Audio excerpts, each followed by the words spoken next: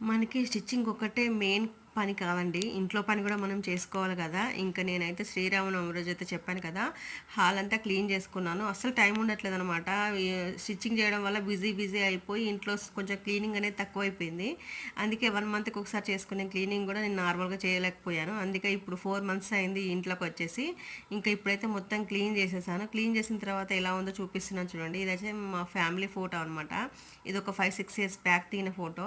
ఇంక ఇలా నేను మొత్తం ఇల్లంతా క్లీన్ చేసుకున్న తర్వాత ఇలా మనీ ప్లాంట్ అయితే ఇక్కడ పెట్టాను సెల్ఫ్లో. చాలా బాగుంది. అండ్ ఇవన్నీ సర్దేసుకున్నాను అనమాట. సర్దుకున్న తర్వాత మీకు చూపిస్తున్నాను.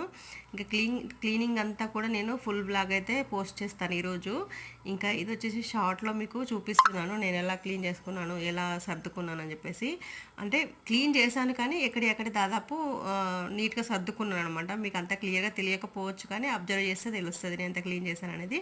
వీడియో నచ్చితే లైక్ చేయండి ఫ్రెండ్స్.